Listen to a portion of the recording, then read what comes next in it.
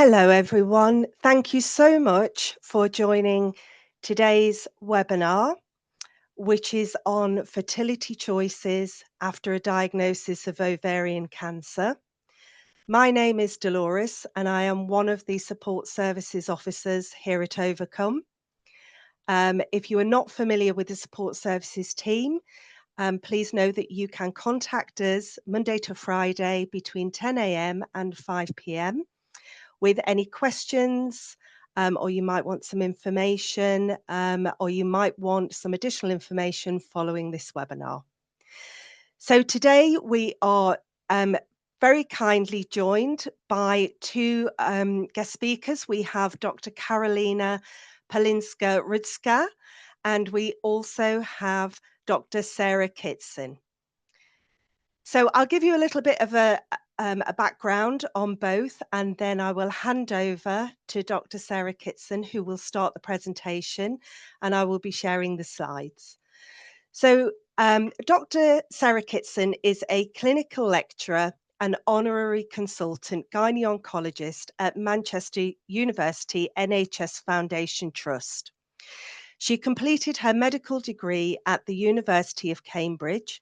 Her PhD from the University of Manchester investigated the role of metformin in the treatment of endometrial cancer.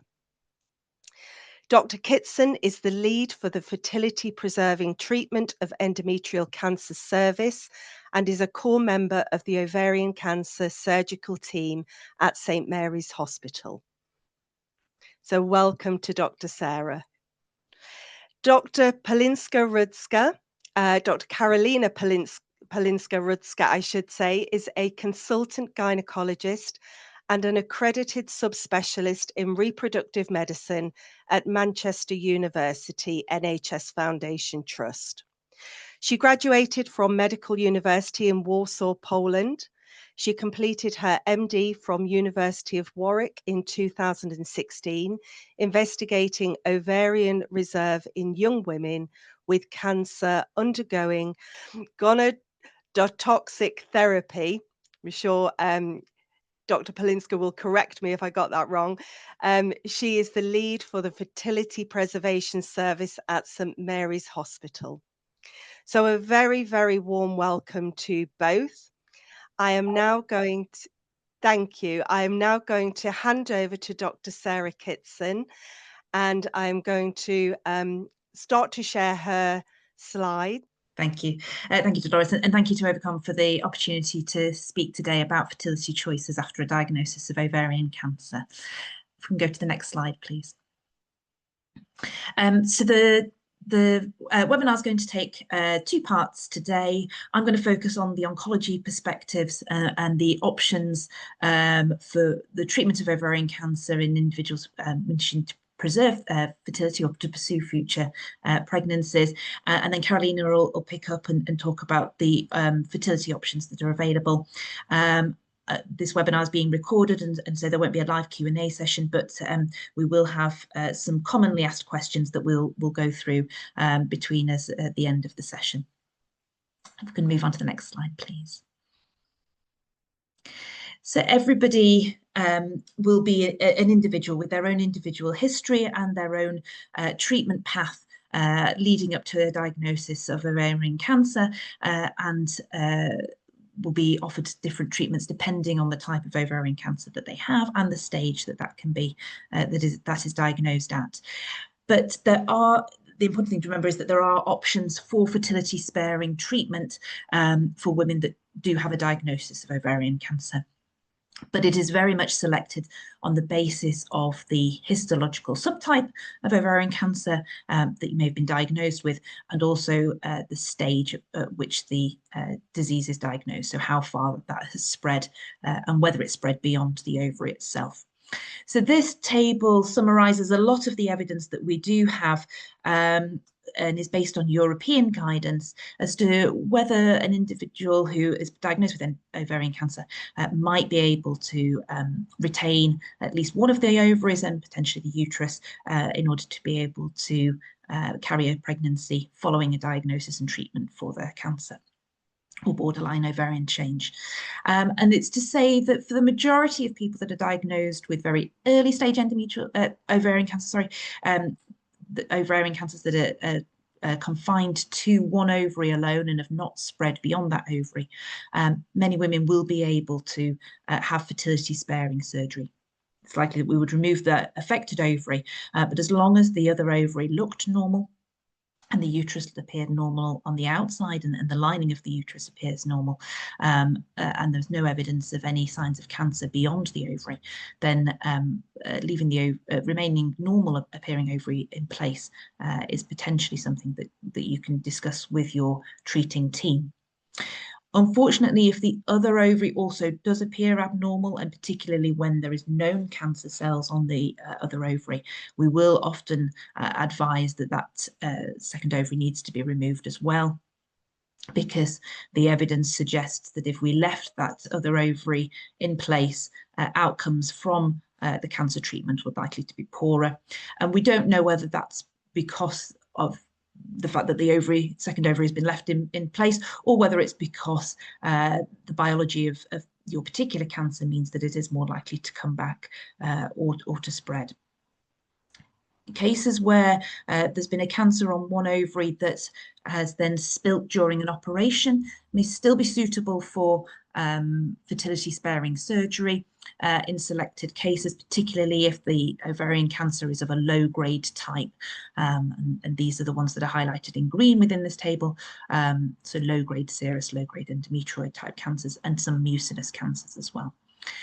The boxes that are shown in yellow indicate that there is very little data that we have at the moment to say whether it is safe to leave one of the ovaries in place. And the boxes that are marked in red are cases where we would be strongly advising that both ovaries at least are removed, potentially also with the uterus as well, depending upon its external appearance. For anybody that's been diagnosed with a borderline tumour, these are not a malignant cancer, but are of do have a risk of recurrence, often many years into the future.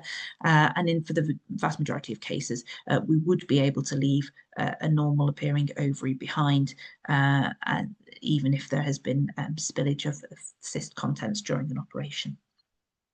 We move on to the next slide, please. So, is there the option of keeping your uterus after a diagnosis of ovarian cancer? Well, yes, if you meet those criteria to have fertility sparing surgery, we would be aiming to leave both the normal ovary and uterus behind. If you do need to have both of the ovaries removed in order to be able to remove all of the cancer, but the uterus looks normal both on the outside and the lining of the womb, the endometrium, was also normal, and preferably that's been assessed by having a hysteroscopy or a camera examination and biopsy of the lining of the womb, then leaving the uterus so that you can carry a future pregnancy is certainly something that you can discuss with your treating oncology team. But if the womb itself looks abnormal or the lining of the womb is abnormal, then generally we would advise having the womb removed as well at the time of your surgery. Next slide, please.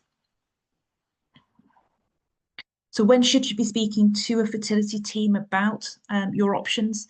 Well, really before starting any cancer treatment is the best time to discuss the options, as it may affect whether you have treatment with the fertility service to try and collect eggs or store embryos before having any surgery or any chemotherapy, and certainly may guide what treatments you are eligible for. And I know Caroline will pick up on this later on in our talk. If you are at an increased risk of developing ovarian cancer because you have a gene change, such as a BRCA1 or BRCA2 gene change, and there is a risk that any future children might also carry this gene change, then these embryos could be tested, and particularly ones that don't have the gene change could then be selected to be used in future fertility cycles. We wouldn't generally recommend undergoing ovarian stimulation or cryopreservation until you're known to have an ovarian cancer, because it may be that the discussion is largely academic if the cyst that you do have removed is not found to be a cancer. So really a lot of these discussions will happen once you're in a position that you know that you have a cancer, but before any definitive treatment is planned. Next slide, please. And if you do have fertility sparing surgery, so when's the best time to start trying for a pregnancy after that? Well, if it's been a borderline ovarian tumour, then any time is absolutely fine. Obviously, once you've recovered from the surgery, generally if periods have come back, then it's a sign that you potential to get pregnant, is there, and really you can start trying. If you've been diagnosed with an ovarian cancer, particularly an epithelial type of ovarian cancer, then generally it would be nice to have a year's period to know that there's no problems from the operations that you've had or any side effects from the treatment that you've received, and that there's no signs that the cancer has come back. And once that year period of observation is over, and if everything remains fine, then your oncology team would be happy for you to start trying to conceive. If you've had a non-epithelial ovarian cancer, so a germ cell tumour or any of the other non-epithelial type tumours, then after 6 months of completing your treatment, again, as long as everything remains fine, there's no signs that the cancer has recurred, then you should be able to start trying at that point. And next slide, please, Dudley. And after you've completed your family, is there any role for having completion surgery, so having that remaining ovary or womb removed if it wasn't removed at the time of the original surgery? Well, really, only if you are at high risk of developing an ovarian cancer because of a gene change. So if you are known to have a gene change within, the BRCA1 or 2 gene or any of the other high-risk genes, then having the remaining ovary removed or having the womb removed if you have Lynch syndrome would obviously prevent you from developing or significantly reduce your risk of developing a further cancer in the future. But if you don't have a high risk gene change and you've had a history of epithelial or non-epithelial ovarian cancer, it's certainly not mandatory that you need to have the ovary and womb removed, but you can consider it if this is something that you would like to discuss with your oncology team. Germ cell tumours are so particularly sensitive to chemotherapy that surgery has less of a role in these types of tumours, and so we wouldn't advocate it in that situation. Thank you very much. So if we can go to the next slide then, please, Doris. So I'm going to hand over to Carolina at this point, who's going to pick up on the options from a fertility team perspective for you once you've been diagnosed with an ovarian cancer.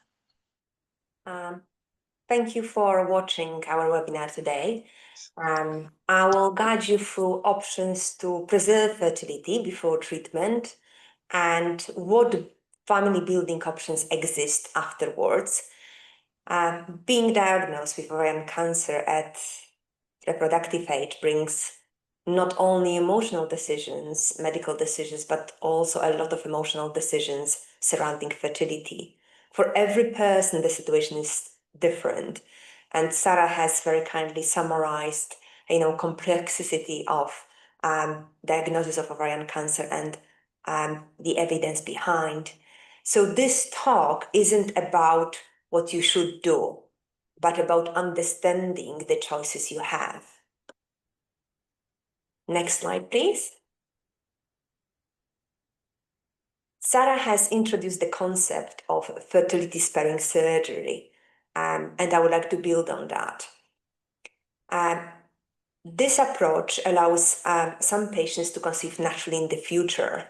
The studies actually suggest that around 60% of women who try for a pregnancy after fertility-sparing surgery are able to conceive, and most of those individuals are able to conceive naturally.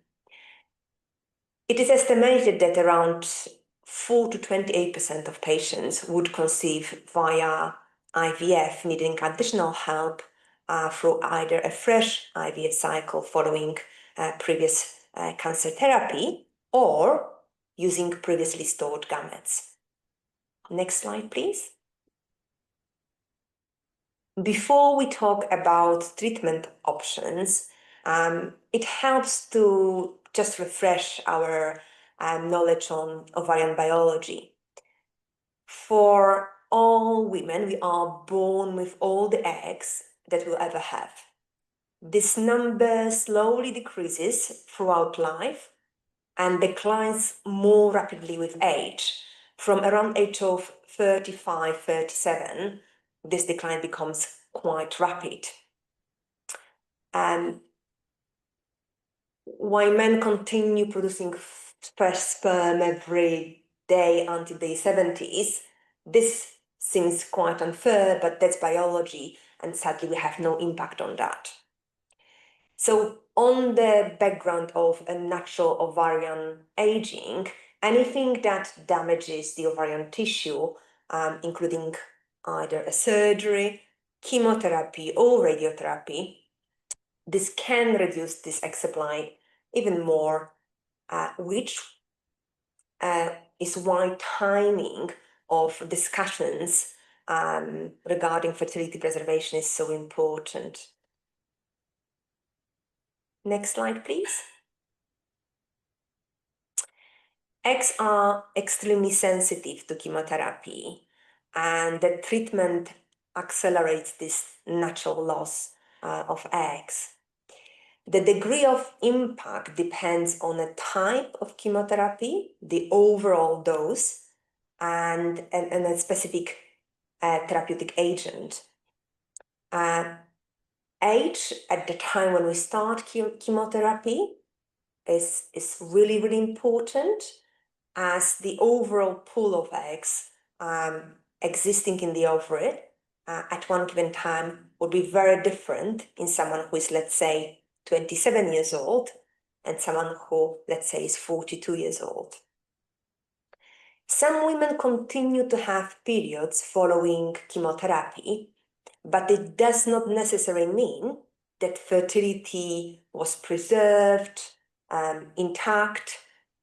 Most of the time, the number of eggs will still be significantly reduced, and the window of fertility will be reduced.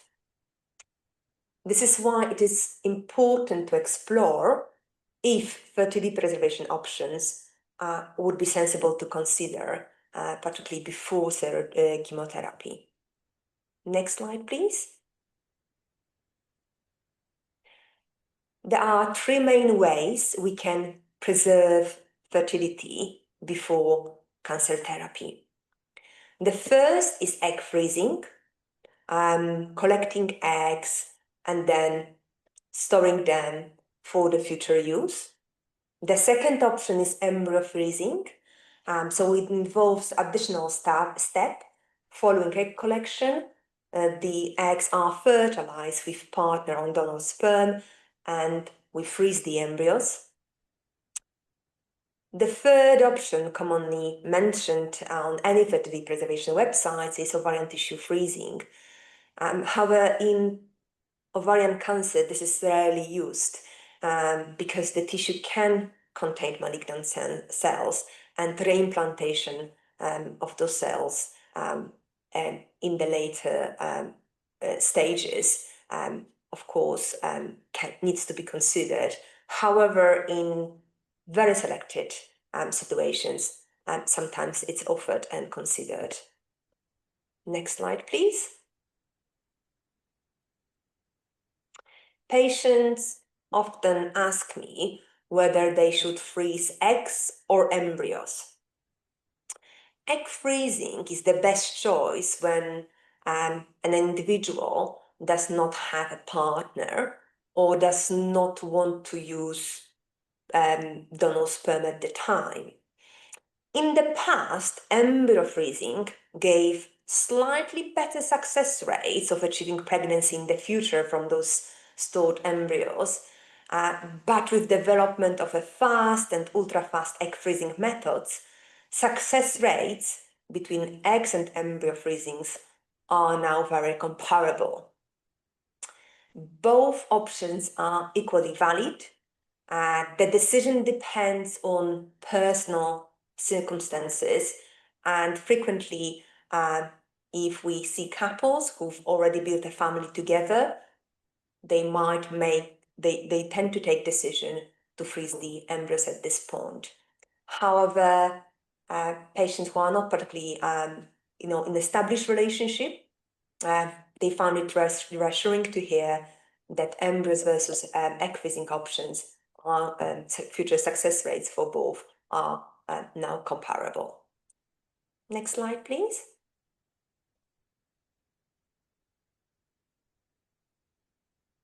So this slide just summarized the both options, embryos versus egg freezing, in more details. So embryo freezing, yes, it is true that we have a larger data set. We've been doing it for longer. We have a longer data on the outcomes. But the main disadvantage of embryo freezing is that once you're freezing your embryos, you will never have a full autonomy or any decision making in the future about your treatment. So if the partner withdraws the consent, there is absolutely no way that you can still continue with use of the frozen embryos. So egg freezing gives you this 100% autonomy for any future decision making. Next slide, please. To freeze eggs or embryos, we stimulate the ovaries. It involves daily injections, and we observe the growth of the follicles, which are like nests for our eggs, which grow, and we can observe it on the scan. So on average, it takes around 10 to 14 days. The process is coordinated closely with our oncology colleagues to, of course, ensure that any cancer therapy is not delayed. Complications are rare, but there is a small risk of over-response to hormonal injections. But with modern preventative measures, this is now quite uncommon. There are small surgical risks when we perform the egg collection procedure. And in certain situations, there is a theoretical risk of disturbing and potentially spreading an abnormal cells within the ovary while we're performing the procedure of egg collection. For women with hormone-sensitive cancers, we use a special stimulation protocols, for example, letrozole, which helps to keep hormone levels low and safe. Next slide, please.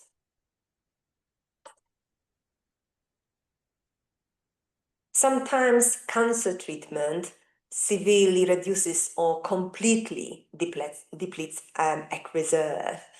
And if there was no time to undertake fertility preservation cycle, or for any reasons it wasn't considered, if the uterus remains healthy, pregnancy is still possible using donated eggs.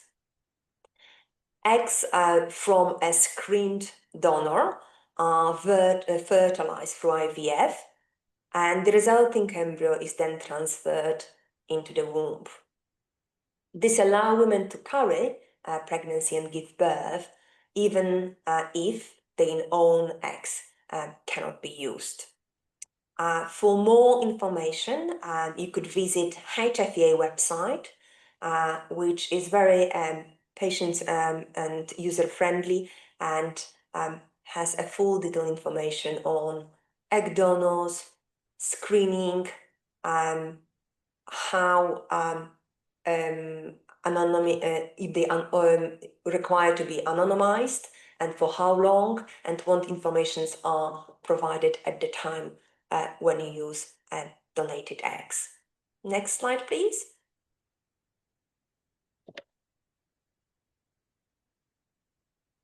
If the extent of surgery, original surgery, means an individual cannot carry pregnancy, surrogacy may be an option. just to briefly mention, surrogacy is when a person carries a pregnancy without intending to be a parent of the child. And just to simplify it for the discussions, we tend to describe it as the two types. Traditional surrogacy, when the surrogate uses her own eggs, and this is not so commonly used as because of the emotional and legal complexities. More common form is gestational surrogacy, also called host surrogacy. The surrogate carries an embryo created using either individual's eggs or donated eggs. So gestational surrogate has no genetic link to the baby. And in the UK, the law requires if you would like to then apply for parental order, the law requires that after birth, that the legal parenthood is transferred to the intended parents as long as either egg or sperm comes from intended parents, so one of the gametes. For more information on surrogacy, I encourage you to visit surrogacyuk.org website and brilliantbeginnings.co.uk. Next slide, please. From a clinical or practical perspective, gestational surrogacy process involves 3 steps. First, eggs are collected from either intended mother or a donor. Second step, fertilization happens in the lab using sperm to create the embryos. And the third step is transferring one of the promising looking embryos, the embryo which is developing well, into the surrogate's uterus. Embryo transfer is a very brief procedure with similar level of discomfort to a SME test, and usually does not require any a special setting or anesthesia. So this is just a very brief an overview of the options, and I hope as a next step we could discuss some questions. Thank you very much.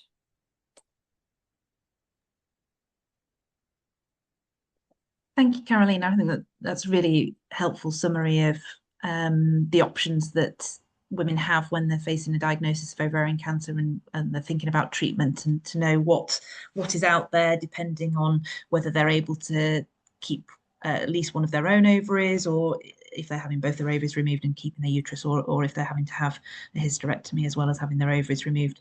I think some questions that I get asked in clinic, and I know that we're able to refer patients through to each other very easily, but things that patients ask me are, what impact does age have on my options and the likelihood of a future pregnancy? What advice would you give somebody, age 25 compared to somebody that's 42, as you mentioned? Yes, as we discussed earlier, biology is, I feel, unfair on women. Our eggs are our age, and there is certainly nothing we can change about it or do about it. And the age impacts not only the overall pool of the eggs, but also the quality. So we tend to, as a first stage, when we have patient referred to us for initial fertility preservation consultation or just fertility chat, we tend to combine 2 assessments. We combine the age and egg reserve tests. So if I could just really simplify it, if we see women who are in the late 30s, early 40s, and the egg reserve is already significantly depleted because of the previous medical history or some genetic predisposition, then of course going through fertility preservation cycle is far less likely to result in a storage of a good number of eggs.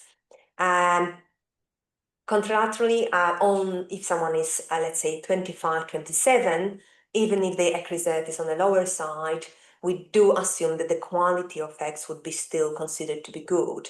So this is the combination of those two aspects, age and egg reserve test, and the commonly used egg reserve test, it's AMH test.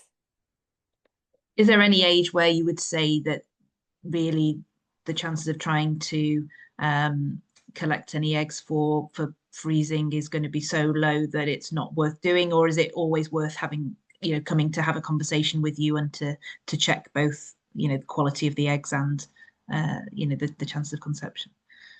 I think having a chat or consultation with a fertility specialist is always useful, because even if I cannot offer fertility preservation cycle, I can offer and discuss alternative options, for example, the use of donor eggs in the future, and those discussions are still quite useful for patients to have. However, generally speaking, and I'm simplifying it now, the egg freezing works best for women who are probably less than 33 years old. From biological point of view and from funding, NHS funding point of view, it would be extremely unlikely we would consider egg freezing at the age beyond 42. Thank you. And people that have had children before and are then faced with a diagnosis of ovarian cancer, would they still be able to come and have discussion and egg freezing or embryo freezing, within the NHS? It's a very good question, and I have to first of all highlight the fact that if it comes to fertility treatment and funding, NHS funding, it's a little bit of a postcode lottery within the UK. So of course I am describing situation within the Greater Manchester where I work, and I'm very familiar with ICB funding situation. But it's always best to check, the local ICB policy on that. So if it comes to fertility preservation, we do not have a strict criteria for example, for how many children someone has. If couple is referred to us for IVF, sadly, there's no funding available on NHS to go for IVF if you already have children. And this is sometimes very confusing, and I've been through quite a few discussions with patients where they felt at the time of fertility preservation, this has not been discussed or addressed adequately. So there are two, if I can describe it this way, there are two separate pathways. One pathway, if it comes to NHS funding and treatment, is for fertility preservation. So having a child already would not disqualify you from NHS funding for fertility preservation. However, at a later stage, when you're ready to come back and to use the stored eggs and embryos, your assessment for use of those stored eggs and embryos will be completed as for any other patient coming to fertility clinic. And then you almost go on a completely different separate pathway.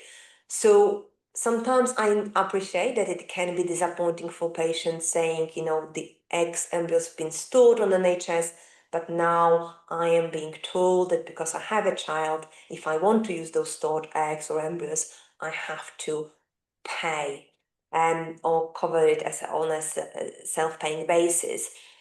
Those obviously the main costs of IVF are ovarian stimulation and egg collection, but yes, for some subgroup of patients, when they are ready to come back and use the stored eggs and gametes, embryos, unfortunately, there might be part of it might be on self-paying basis, but the initial step of preserving eggs or embryos, we wouldn't normally have significant limitations apart from obviously making sure that this process is medically safe.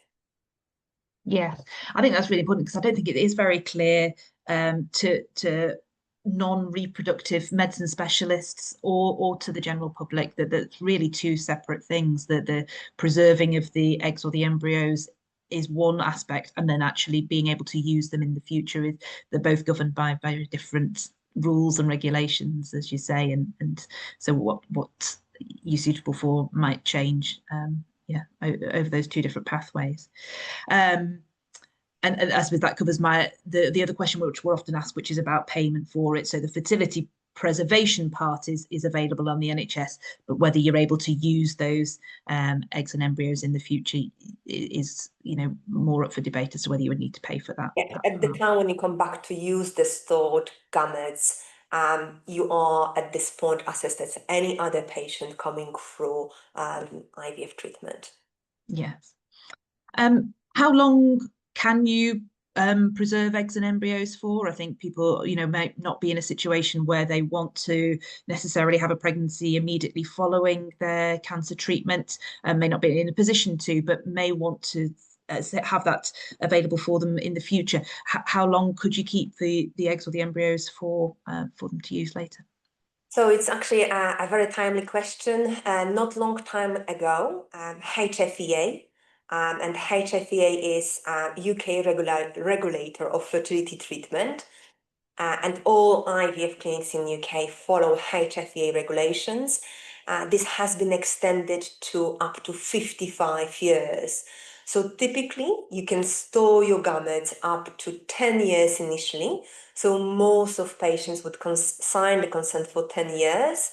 And after, this period of 10 years, around year 9, we contact you again and say if you would like to still continue to store your gametes and embryos beyond this point. Of course, some patients are more specific, and they are, of course, allowed to put on the consent 2 years, 3 years, a timing of your choice. But up to 55 years with a small alert that we'll have to contact you if this initial period of 10 years expires, to extend your consent. So another consent form needs to be signed at this stage.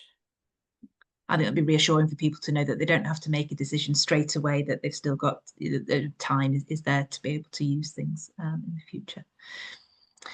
For people that aren't in a position to be able to use or store their own gametes and are looking at surrogacy, what are the rules and regulations around that, and about payment for surrogacy? Is that something that's available on the NHS, or would people be expected to pay for surrogacy themselves? It's a very good question, and I must say that during my initial talk, I probably didn't cover it very well, because it's an extremely complex topic, and I tried to narrow it down, and I think I didn't explain it very well. So in the UK, surrogacy is legal, but it is strictly regulated. It is not, the costs of surrogacy are not covered by NHS, and there's no exceptions. Of course, we hope that with time, funding situation will change, legal aspects will change, but as of today, surrogacy is not funded by NHS for any exceptional situations, and it is not legal to pay a surrogate. In the UK, you are okay to, of course, cover the cost, for example, of multi-pregnancy, multivitamins for pregnancy, and accommodate appointments, antenatal appointments. However, you're not legally allowed to pay to someone to become a surrogate. And the important aspect, the legal aspect, is that in the UK, a person who physically gives birth automatically becomes a mother on birth certificate. To transfer those legal parenthood from the surrogate to the intended parents, a parental order is required. And importantly, the law states that at least one of the intended parents must be genetically linked or related to the baby, meaning that eggs or sperm must come from one of them. Without the genetic link, a parental order cannot be granted, you would have to go through a full adoption process in such situation. Mm-hmm. Yes, it's difficult, but as you say, there are agencies out there who are able to help, aren't they? You know, with Yes, this surrogacy. Luckily, there are a few charitable organizations, and I provided the websites on my slides. I encourage everyone who is considering this as an option to visit those websites. You just register with the website, individual website, and they are able to provide a lot of supportive information for you. They also some of those organizations also help you to match with a potential surrogate. And for the patients that I'm seeing through in clinic, obviously the ideal time is to really be having these conversations before surgery, if we know that somebody's got a diagnosis of an ovarian cancer. But if that's not possible, and we only know after they've had surgery and even potentially after they've had chemotherapy, are they still able to go, do they still have options to try and preserve fertility? So this is quite a complex question, and a question that I'm asked quite frequently. As such, the NHS funding for fertility preservation are applicable prior to the intervention, so prior to chemotherapy. And stimulating ovaries post-chemotherapy is also challenging because chemotherapy is targeting dividing cells, and those follicles, which are the nest for the eggs, are actually dividing cells. So typically, even biologically, from biological perspective, it's not really easy to stimulate the ovaries post-chemotherapy, definitely not within the first 12 to 18 months. And of course, safety of it is another aspect. So no, you ideally, if you would consider stimulating ovary after chemotherapy, you would like as long period of time as possible, not ever immediately post chemotherapy. And we would still see patients to have a chat, to assess the egg reserve post-chemotherapy. The timing of egg reserve testing post-chemotherapy is also questionable. I personally, based on my research project, don't believe that measuring AMH too soon after chemotherapy is particularly helpful. I would leave it 18 to 24 months post-chemotherapy to measure egg reserve, because then I know that it's really true reflection of a current egg reserve, because there will be some ongoing recovery post-chemotherapy. Sadly, some women would never see return of menstrual cycles, but for those who are seeing cycles to come back, I would probably say wait around 18 months before you measure AMH, unless someone is particularly desperate to start trying a bit sooner for the baby. Yeah, but yeah, the sooner the better in terms of being able to see you and having those conversations. And as you say, even if it's a conversation that may not be immediately followed by needing to do anything or wanting to do anything, but at least to have that discussion as soon as possible, so that people know what their options are. Yeah, I agree. I frequently hear from patients, you know what, I'm so glad I've seen you, because now I kind of have a better understanding, about the timelines, what options are out there, and just sometimes just knowing, and maybe you decide not to go ahead with any form of fertility treatment, but just having the knowledge and having an understanding, a lot of patients tell me it's very, very useful for them. Yeah. I think we've said that, everything will be developed on individual circumstances. So what we've talked about today is really to give people an overview of it, but that you need to, each individual needs to have a discussion with their treating oncology team and fertility specialist to find out what's right for them, at their point in their cycle. Absolutely, and I always highlight the fact that medicine is advancing. There's ongoing research and progress. We're now starting using immature eggs, which in the past was a struggle. And there are ongoing research projects, mainly in animals, trying to derive eggs from non-germ cells and so on. So this research is progressing, is developing. So, who knows, maybe in 10 years' time we'll record this webinar and we'll be giving a very, very different overview of all the options available. Yeah. but there are options, and that's the main thing to take away, I think, from today. Thank you very much. So that concludes the end of our webinar. Thank you. Thank you. I'd just like to say a huge thank you to both Dr. Sarah Kitson and Dr. Carolina Palinska-Rudzka for your time and your expertise, for putting together and delivering two excellent and very informative presentations, which will no doubt help many of our members to better understand what their choices are. And thank you also for including links or website addresses. That's really, really useful. So once again, thank you so much for your time today. We really do appreciate it.